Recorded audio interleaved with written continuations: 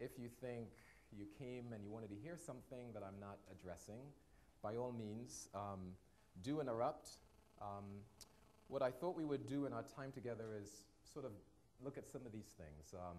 I thought perhaps it would be helpful if you got a sense as to who we are in Montgomery County, talk about where we're going and how Promethean and our relationship is helping facilitate that, and just provide some contextual information about our district. And I'll try to go through that quickly so we can get to chat and you get a chance to ask questions that you have. Based on what you're expecting, is there anything that seemingly isn't going to be addressed based on what you thought you were coming for and where we think we might be going? And are you recovered from lunch, and or are you just into the nap time yet?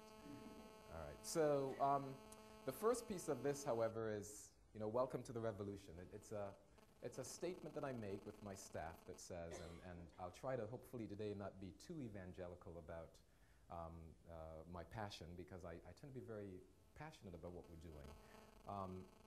I had the benefit for a year and a half, nearly two, to work with our instructional staff in helping to facilitate the district's steering committee that was looking at developing its plan for middle school reform. And it is during that process that I got to know better some of the objectives, the goals, what were we looking to do in improving our middle schools, and then even more importantly, what my role could be in helping to facilitate that. And so it's a revolution of sorts in my mind, and what I try to communicate to my staff, in that we happen to be at an incredible moment in time where we in the technology have an opportunity to have an immense impact on transforming teaching and learning. And I believe that so deeply that what I really try to remind folks is that it's really not about the technology. My role, although technology is in my title, my role is really about facilitating and managing change. So I am a change agent. Technology happens to be an important catalyst and lever in making change possible. And when we're really successful in managing change and implementing and instituting new technologies, we're able to move people from where they are today to a point to where they can be, and what are the things that they can do going forward. It's also sort of a really unique opportunity in that if you reflect on the conversations and listen to what the students were sharing today and what Mark Prinsky covered in his time up front, you realize that, as he characterizes digital natives and digital immigrants, one of the fascinating realities of the technology, however, is if you look at it from purely a zero and ones, binary language, the reality is that a technical language, binary language, is in fact uniting different generations, because it's because of the technology that we can integrate into something like a Promethean board all the resources that a teacher needs to have. And so the commitment I made to my superintendent back at the beginning of this school year was that we were going to, in fact, provide for teachers such an effective toolkit, and for administrators, I should add, that teachers would, in fact, be able to do the things that we've been talking about for a very long time. There have been many promises made about what technology can do in education, and if we were to be really honest about it, in many respects, we haven't really realized those promises. What makes the Promethean technology so impactful is that, for the first time that I can recall, we really are on the cusp of making good on those promises. And I think I could say that without it being any sort of hyperbolic statement. I'm not prone to hyperbole and overselling things that we're doing.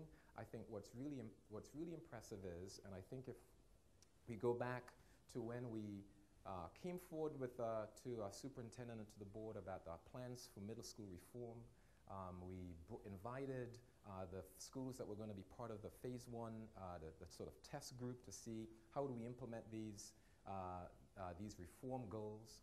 We brought the schools, the principals and their representatives in with the intent, the express purpose of getting their reflections on this thing that we were going to put in, the interactive whiteboard technology. And so Lena and Sunny and others were there. We went through a presentation. We did a really great job. They had some time to debrief in their school groups, and then they came back and they reported out. And what's become sort of the catchphrase for me about what we're doing One of the schools, in fact, Banneker Middle School, its principal and their staff, when we asked them what were their impressions, how did they think this would work for them, they had a really simple way of describing it. They said this was crazy good. And in fact, it's continued to be crazy good. So I'll tell you a little bit about Montgomery County Public Schools. We're the 17th largest school system in the country, ranging in student enrollment between 139 and 140,000. We are located just outside of Washington, D.C.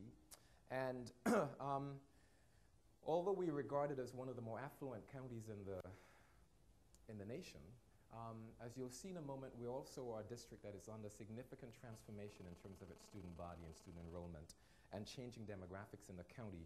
We have a significant enrollment in terms of special education and English language learners. And I think that I should say two other things that are perhaps important here. We're about just over $2 billion budget, and the lion's share of that, although it sounds like an impressive number, is really personnel costs. We have 22,000 employees, so that accounts for it. But what's made the efforts that we've undertaken in using and integrating the Promethean technologies effective and a success to date, I think really rests on other work that we've done as a district. Work to improve our overall school performance. And that's directly attributable to our superintendent. What's very unusual for a district of our size is to have a superintendent, and although it says 8th year, he's actually in his 9th year. It's rather unusual to have a superintendent have that sort of tenure in this larger district and this diverse district. And so what's that afforded us is continuity in the efforts. We've had a chance, beginning in 1999, to begin our reform efforts in improving schools by beginning at the elementary and working at the same time at the high school level. So we implemented an early success plan that really focused on a range of initiatives around making sure that from pre-K to the time a student left elementary, they were in fact on the right trajectory to be in more rigorous courses, with the aim that at the high school level, they would be achieving and participating and being ready to leave us to go into college or go into the world of work. And so now what we're doing is coming back to the middle. We're saying we understand, we realize the successes we've seen at the elementary and the high school, and we need to do something about the middle. Without the continuity and without the support that the superintendents provided, it would be very difficult to do what we're doing in lots of ways, and it in fact has really enabled and empowered us to be as successful as we've been in introducing the Promethean technologies. Well, why do I say that? Well, because what you have is, we have an established program around professional development, right? We have a significant professional development commitment in the district around implementing the curriculum changes that we've instituted. We have a rigorous curriculum. We have strong leadership in the building, and we have a focus on improving the instructional practices of all teachers in the district. So when you introduce an impactful technology like the interactive classroom, not only the board, but the student response systems, the wand, pen, and all those pieces, what you have then is writing in a framework, integrating something that really begins to empower both students and teachers in a relationship that I think has really been a very, very fruitful one thus far. I mentioned earlier about the changing demographic. In fact, Montgomery County Public Schools today is a majority-minority school system, meaning our ethnic and racial minority groups in the aggregate represent the majority of the students that are enrolled in our school system. Stated another way, if we look at it at the middle school level, of the roughly 31,000 students enrolled in middle schools, you begin to see how they are how they are in fact represented when you look at our Hispanic enrollment and you look at our African Americans. That in fact that sort of percentage breakout is seen at each of the school levels, whether it's at elementary and high school. One of the things the superintendent did when he first came to Montgomery County was to change the conversation in a way that says, we know we're affluent, we know we're really good, our reputation says we're really good, but what's happening when we sort of really look and begin to disaggregate the data? We see that, in fact, there is this defined corridor right up the middle of the county where it's the highest concentration of, well, how shall we say? This is the low-income area in the county, in the aggregate, concentrated in this defined an area. You have more apartment buildings, so you have more multi-family dwellings. It's also the area where there's the greatest concentration based on our farms data and the greatest concentration of our minority student enrollment. If you look at that, looking at elementary schools, and this was, I have to say, sort of a very provocative way of describing and defining the county by looking at green and red zone. It also provided a way to really focus our work as staff and to focus the elected officials into defining what were we doing to ensure that all students would succeed. Someone raised a question earlier today about equity. In fact, in our district, we do believe that every student can succeed and that every student can succeed at the highest levels. And one of the wonderful things that we're able to do with a technology like the Promethean classroom is really, in fact, make good on our practices of good instructional practices that is, in fact, a way of ensuring equity for all students. By drawing all students into the engagement moment, by building the awareness in our staff that says, rather than standing in front of the class and spewing stuff at them and hoping they get it, let's really get the kids involved and engaged in their own education. And we've really begun to model what are those effective instructional practices, what in fact are those culturally relevant instructional practices, and indeed, what we may describe as culturally relevant instructional practices are really just good instructional practices. These aren't intended to brag, but to put in context, when I say that we're good in terms of our performance, that we really are doing some things. So I'll try to blaze through these fairly quickly. So when you look at our performance, second graders taking the national Terra Nova, the TN2, so we tend to be doing fairly well there. Again, looking at the emphasis on getting our students into early rigorous, into a trajectory for taking rigorous courses. We know that there's a correlation between their ability to get into more rigorous classes and their performance on the standardized tests, whether they're SAT or the advanced placement. It's not about teaching to the test, right? It's about implementing our curriculum with fidelity, because the superintendent has a really great way of providing that graphic that says, if you look at our curriculum as a basketball, what the tests tend to cover is probably about the size of a tennis ball. So if we implement the curriculum and we assess effectively using tools like these, then we have an opportunity to be sure that our students are prepared. Moving along, one of the things we look at is, again, getting our students to participate in complete algebra by grade 8. Why? Because we want to be sure that they're enrolled in more rigorous courses, honors and advanced placement classes. The advanced placement exam, College Board as sort of the signature brand in looking at student performance. Why? Because it's about earning college credit as high school students. We see that we focus on two things, and there, in fact, are elements, there are milestones, data points in our strategic plan that says we want to ensure that we increase enrollment and participation, meaning we want more students to take the advanced placement tests. Not only do we want more students to take it, but we want more students to earn 3 or higher, 3 being the cutoff for which colleges generally award college credit. So we can see, compared to the state, and I must admit this is a way for the superintendent to tweak the state superintendent, but look at our performance relative to the state of Maryland and to the nation, fairly strong. Not only are we participating, but our Hispanic and Black students are also performing at very high rates relative to the nation. Now, there are lots of districts who say, you know, we've got great numbers, but there are narrow numbers of students taking it. Again, from an equitable practice, we want all students being prepared to do well. Some more stuff on scoring 3 or higher, taking the advanced placement test. Saw that red zone, green zone designation before, and when you look from 2000 to 2006, I'll show you in a moment.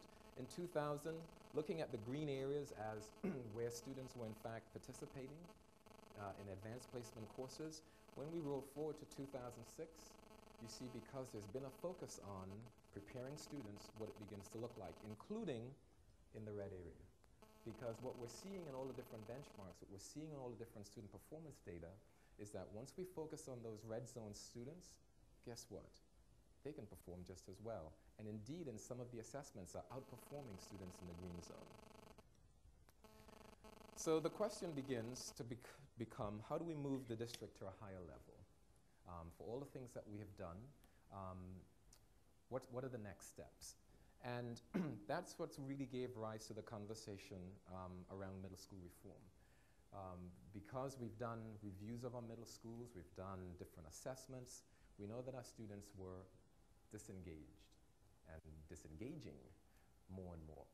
We know that our middle schools, there's not such good data about the overall middle school performance in some of the assessments. The number of middle schools as a percentage and number that have not made or were not making AYP really spoke to the need for us to be doing something different. And so through the middle school reform process, we really began to deal with and develop, I guess it was, I remember, 6 goal areas around these key themes. Knowing that we must engage the students. You walked into a middle school, and I think if you walk into some middle schools still today, it's very easy to see where the students are slouched in their desks, teachers are up front lecturing, and they've completely disengaged. And so there's no surprise then that they're not going to perform as well as if they're fully engaged. And so some of the things that I mentioned before around instructional practices, strong building leadership, managing and using time more effectively, those all became parts of what we do in middle school and how we move the school system and middle schools forward. One of the essential elements of that was what we wanted to do to bring the technology in to support those efforts. So I like to look at the Promethean technologies that we're implementing in the context of a shopping mall, where we define a shopping mall as having anchor stores, right? They're the big boxes at the ends in the middle of the stores, whether it's a Lord & Taylor, Nordstrom, Dillard's, whatever this big store in your region might be. That's what brings in the big traffic. But in the mall, they're smaller stores. Well, for me, the technology that we're implementing with Promethean's my anchor. When I say to my superintendent, here's what I'm going to do, the anchor for me is the interactive classroom. And around that, we will provide additional technologies that allow us to build on what we have. So we have a big box that can do a lot of things, and all those pieces that form those other stores in the mall all must integrate. So at the end of the day, everything I do must be about supporting teaching and learning. So much so that when I hired my assistant, she came from the Office of Curriculum and Instructional Programs. There's a young woman in the front here who is really sort of on my staff. She interviewed, I hired her. Her appointment is pending before the board, but because we have a budget freeze, I'm not able to fully hire her. Becky, you want to wave and say hello? That's Becky Nelson in the front. She comes from the our Middle School Instruction and Achievement Office. So my focus in the work I do in modeling our commitment to supporting the transformation of teaching and learning is really focused exclusively on that work, on transforming teaching and learning and supporting everything there. Doesn't mean we've forgotten the business of education. Again, we're a $2 billion operation. So making sure that people get paid every 2 weeks on whatever schedule, and we haven't missed any. We don't really print many paychecks anymore. We've convinced people on the value of direct deposit. So that's a good thing. But all our ERP and financial systems, human resource systems, they work great. But what we really need to do is help transform what's occurring in the classroom more effectively. And so what we did was we really had a partnership. Our technology office in the past has had a reputation of being sort of the bullies on the block. We are the ones who were out front. We'd go and get some gear and tell everybody they had to use it, whether it was an instructional management system or a data warehouse. We weren't very collaborative. And so one of the things I wanted to change was the recognition that if we're in fact going to be about teaching and learning, that we had to be in deep partnership with our curriculum and professional development staff. One of the benefits for me to help facilitate that is I happen to be an associate superintendent. So my colleagues who are leading our curriculum and our professional development offices also are associate superintendents. We have sort of dubbed ourselves the three amigos because we really are joined at the hip. Everything we do, we are in relationship and partnership with each other. As an illustration, and I said to you before that what we do with the board and integrating all those little shops in the mall, I'm using what we do around publishing the curriculum online. So what does that mean? We have wonderful binders of published curriculum. Our whole apparatus has been geared towards printing these binders, right? And everybody has these binders and they flip through them and they do stuff with them. Not very practical. What we want to do is to make that be available not only to staff, but to parents and students. So, in partnership with curriculum and professional development, we are in fact undergoing a transformation now where we will take the curriculum from the moment it's written to the time it's published. It'll all be electronic. It would integrate lessons, learning resources, all aimed at being presented on an interactive whiteboard, not any interactive whiteboard, the one we've standardized on, and provides for the teacher the ability to get the professional development that he or she needs, meaning when I provide for that teacher through the systems we develop, the ability to monitor student performance at the class, I should first say at the student level, at the class, at the school. Principals want to see, hey, you know, sure, when you were here at middle school and you're off to high school now, how are you doing? High school principals want to see, hey, what's coming at me? What do I need to be prepared? All those things are integrated so that a teacher is able to see, based on the performance of that student, what are the supports that he or she may provide? What are the lessons that are available? That's a bit of a sea change for our curriculum office, in that curriculum in our district, and I'm pretty sure it's fairly standard across the country, has sort of been the traffic cops in the middle of the intersection. Anything that's going to get published around lessons and lesson plans, they have to bless it. Well, we've had that conversation that says, you know what, we don't really need to do that. If we create what I've been advocating for as a social network for a K-12, let's incent the teachers to share those lessons. They want to share them, but they just don't want you to say, don't put them out there until we bless them. Because guess what? The rate at which they're able to do that and you're able to review them doesn't line up to being real time for the teachers to be able to use them. And oh, by the way, that point got driven home very, very clearly once we implemented these boards, because what happened was teachers went out to Promethean Planet, brought lessons down, shared them, and are using them. And we see that not only at the middle school where they're using this technology that's important, but in that earlier slide that I showed you, 5th grade students taking 6th grade math. That is essentially an elementary school student who's taking a middle school math class, because we want them to take high-level math classes. Imagine the teachers in the middle schools who are using Promethean as part of their lesson to teach their students that middle school math course. They're developing lessons. They're developing flip charts. I've got elementary school teachers saying, I need the boards and I want those lessons, because my teachers are teaching that same class, but they're using a dry erase board or a blackboard. And we don't think that's fair. So I'm really very popular these days because everybody wants them. I don't have the budget to give everybody one right now, but we're working on that. But I also wanted to, and the importance of showing the slide was to say, in the same way that I wanted my partners in curriculum and professional development to evolve and to change what they were doing, I needed to model that for my organization. We needed to focus not on ourselves and the cool gadgets, but to really focus on what our customer needs were.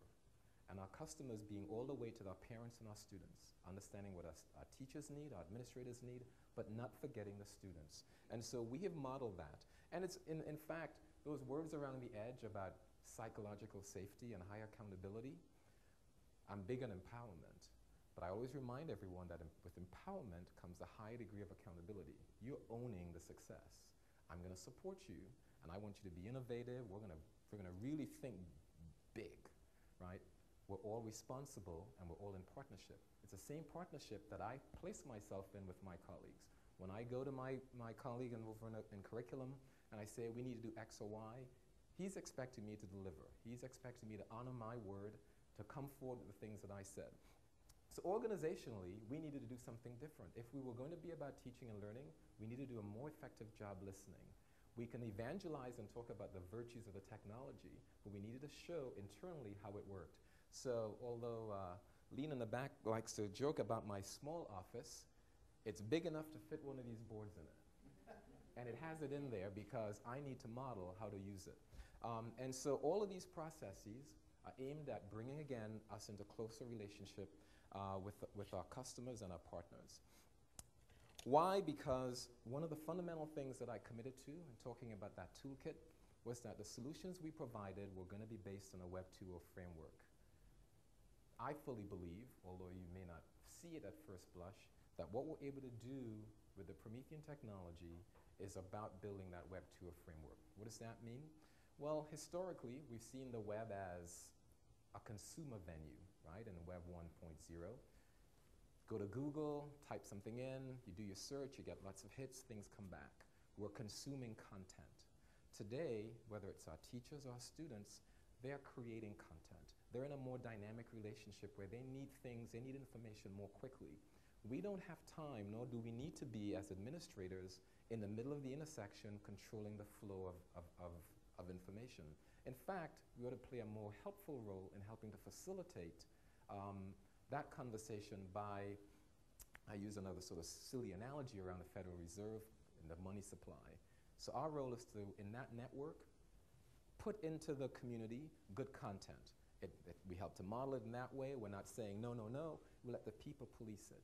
We illustrate for them what are those good practices.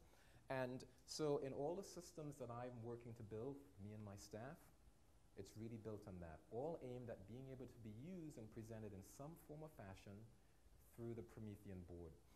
And so the Web 2.0 for me and for us is really about helping to facilitate the knowledge acquisition process for our teachers, for our students, for parents. Because what we're able to do is, in that same curriculum strand that we publish online, we can make available for our students the same way that medical schools and law schools are today, providing lessons directly online for their students. Why should that only be the purview of a professional school? So if I'm sitting at home with my 8-year-old son trying to help him do his math homework, and I've really forgotten what it is he's doing, wouldn't it be cool if I could click right on to the MCPS site where the lesson that the teacher is working with him on, and there's a video of that lesson with sample exercises to do, and it's the same stuff the teacher's using in the class. And so it's all integrated, all connected. And that's what we're working to build, and that's what this framework is about. It provides the teachers the ability in one place to look at the resources they need, to be able to monitor performance, to get to the curriculum, to provide access to professional development so that the teacher, who looking at those student results, can say, you know what, they're not getting it. But he or she doesn't need to be embarrassed to say, you know what, maybe I don't know. How about if we just put them directly into relationship and in partnership with their colleagues? They could see an exemplar lesson of how to teach what they're struggling with, and they can, in fact, by the time we're finished, engage in some direct chat and conversation safely and in a way that is, I think, non-threatening. So when we talk about the Web 2.0 piece, we're really trying to not make it be about the technology. Again, it's our role as facilitators. It's our role as being able to say, hey, we can empower you to get to where you want to get to.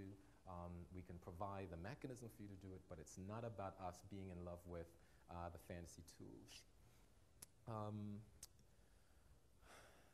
This is a slide taken from some of our other partners at Dell, but what's really impressive about this, I would say, is this piece of it. We've focused for a long time in the technology space around things like one-for-one computing. I have to confess, I never was a fan. You know, 140,000 students, it's really hard for me to put a computer in every kid's hands. Just, you know, just not going to happen.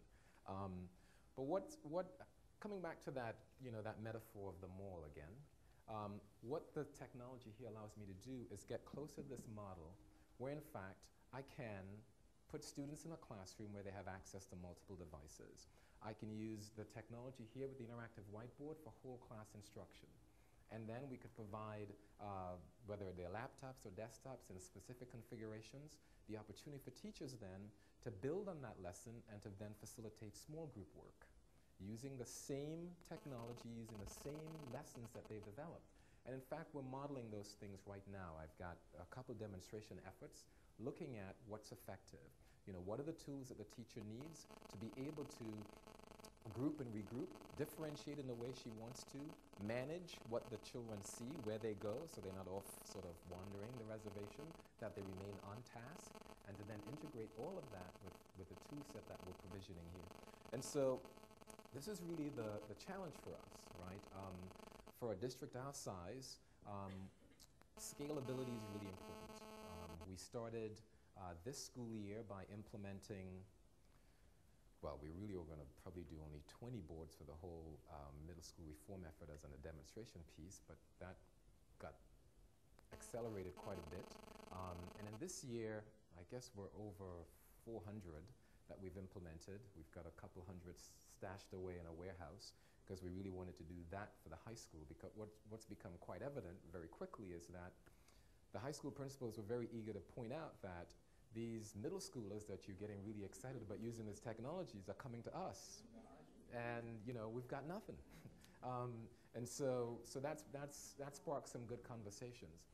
But I think what's been really most impressive about it is that I haven't had to sell it. I haven't had to be out there sort of evangelizing about why you need to buy it, because the teachers are and the students are themselves the ones who are making the case for it.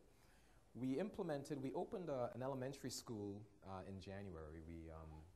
The construction project was delayed, and it's the first whole school implementation of the Promethean active classrooms in our district at the elementary level. And a week ago, we had a press conference, celebrate the opening of the school and to showcase some of the pretty impressive programs that are there. And my superintendent is very excited about the technology. And so much so that when we had an evening with the elected officials across all different levels of government in the district, we actually used the board and the ActivBoards to do some Q&A with the elected officials. But at College Gardens Elementary a week ago, the superintendent with the kindergarten class he's very fond of the board and was at the board trying to do some things. And wouldn't you know, those sort of unabashed, unafraid kindergartners took the opportunity to point out what he needed to do correctly. And so while the teacher was sort of wincing in the back, and he was a good sport about it, the kids were on point. Why? Because they pay attention. In fact, teachers tell me all the time that when a student comes into their classroom, if they're not doing something with the board, they're the ones who are pointing it out to them. And we really want to incent that, because what we're trying to do is to empower them and make them be alive in that learning moment. We really want them to be part of it. And I think what we're seeing to date is that's exactly what is happening.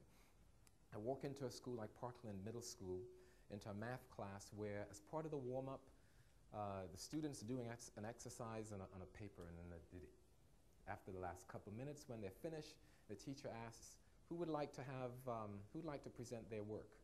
Every hand shoots up. Why? Because they know she's going to capture that on the document camera, and it's going to be on the board, and they will begin to annotate over it and lead their peers in the conversation and discussion about why they arrived at the result that they did. It's a phenomenal class to see. The energy level in it is amazing. It's unlike any of the other classrooms where it doesn't exist. And so our work in ultimately getting greater equity and greater scale with it is going to be an important one. As I said, we began at the middle school level. We began initially modestly, or maybe not so modestly. And our hope, our intent is to build on what we've done so far, continue our relationship and our partnership with our curriculum and professional development teams and offices, aimed at building the capacity of the staff. I said yesterday evening that professional development, in my estimation, is the single most important factor to success. One of the things we did in working with our teachers that we brought into training, and as a district, required training in our school system is paid. Teachers are paid at their daily rate of pay. We generally try to get much of that done during the summer, but we did some of that in pre-service. The training wasn't just about how to click and go around the board. It was really about, in their content areas, being able to work with, by the time they left the training, have a flip chart, have a lesson to use and to build to work with. And that partnership in a district with my office, curriculum, professional development, and the Promethean training staff, I think is what's been able to make that be a success. Look, admittedly, we're looking at different things we need to do and can do to make that be better and stronger and to really make the program be more effective. It's the express purpose why I'm hiring Becky, because I need a coordinator. While I can evangelize about it, there are other things that they're expecting me to do, and so I have to be able to be sure that there's the focus on it that continues that relationship among our offices to be sure that we're successful. So those are a lot of words. Sorry to talk at you for so long. What do you got? What is the document camera? We're using the Elmo. Oh, really? So you'd actually use the Elmo to show what the kids are doing on the ActivBoard? Correct. We capture their work and put it on there. In fact, we're looking at that document camera to integrate in our science classrooms too, so that the experiments the teachers are conducting, we can show them directly on the boards that they have. What's been the extent of the involvement of parents, particularly in helping their kids at home with the homework and going online? So much of what we're trying, so our parents, fair to say, are very involved and very, very, very involved. And and I think what we've seen is, so just from an advocacy standpoint, during the board's work to prepare the budget for next year, there was testimony from 4 different clusters by parents about the need for the board to provide funding for more of the Promethean active classrooms. The parents are very, very supportive. In fact, we have PTAs that have come to the board table for other agenda items who've talked about being able to use the boards in their PTA meetings and how excited they are. So it's widely supported. I think as we look at universal design in what we're doing in publishing the curriculum online, there's lots of feedback that we have from parents about how they could use it and what a valuable tool that could be for them. Yes? Do you provide laptops for all the teachers in the district? No. No. In fact, one of the things that my staff has in front of me right now is some options for how we put the technology in the schools. So we have the benefit of every 4 years refreshing technology in our classrooms, which means we're putting every summer about 9,000 or 10,000 new computers, update the infrastructure, put up peripherals and all those things. What I'm looking for and what I've challenged them to do is to say we need another model, because we don't really have as much technology in each of the classrooms. And so how, if we have a different anchor to play with, should we model it? And the challenge is, while I really want to put more technology in the hands of the teachers, my first priority is to put more technology in the hands of the students. I would prefer to change the network environment to permit teachers to bring their own computers into the district, and students ultimately, rather than trying to deal with 12,000 teachers to provision computers for and 138, 39, 40,000 students to provision computers for. Yes? How did you determine who your middle school teachers would be in the project? Did they? Good question. No, we first we focused the initiative on the core content areas only. And then we left that to the principal and his or her staff to work that out about which of the teachers. We've generally been able to get all of those teachers in those core content areas. There's some where we might have missed 1 or 2, and I think as we come behind this summer, we will remedy that. But we focus first on the core content areas. Look, one of the things that we realized, and I've heard loud and clear from our media specialists, is that it needs to be in the media center, and I agree with them. We've put one in, and we will take care of making sure that it happens in all the schools. And then what kind of training, I'm sorry, can I piggyback on what kind of training did they receive, those initial teachers?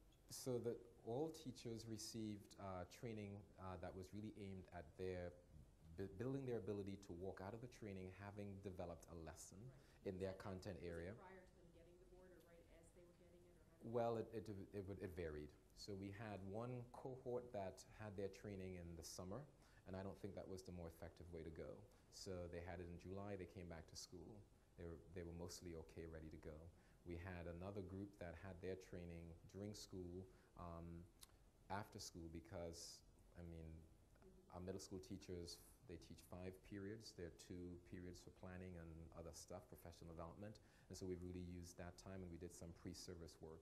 I think where the training is closer to the time of use, it's way better, without a doubt. And I think, look, the reality of it too is we have a high school that was also newly constructed, that opened also in January. And there is at least one teacher there who you would swear he's a certified trainer right now, because he's really that good. And he hasn't gone to training yet. How are you managing now that you have all of these in place, maintaining updates and keeping everybody on the same place with the software? Well, we have a fairly consistent practice about managing our desktops. You know, teachers, students are not allowed to update technology on any of the desktops. And so we have worked with the school-based information technology support staff to maintain the updates. So right now, we're about to implement version 3.6. That's being tested in 2 schools. And then as we refresh the images on the computers, we'll push that out to all of them. So we don't need to walk around the district touching computers. That's an entirely automated process. So you're updating images. Well, we do that big image refresh each summer, where we need to touch schools that are maybe out of sequence in the timing of the technology modernization program. We'll get to them and get the ITSSs to make those updates. You know, it's really important in what we're doing that we get as close to predictable success in the teacher walking into the classroom each day and being able to power up the computer and the board and have it work all the time, because we don't want the teacher having to go to plan B, because that means we've done something to disrupt the instructional time that he or she's planned. Are they able to download like the resource packs and those type of things? We do those for them. The ITSSs do those for them. I mean, they're able to share the resources because those data, those lessons are shared and stored in a shared folder on the server, not on the desktop. Like even if you brought them to the plant, they have all the resource packs where they update and have different images that teachers can capitalize on. They're able to get those. Yes. Great. I think we're over time, but I hope I've at least addressed what you wanted to hear. All right.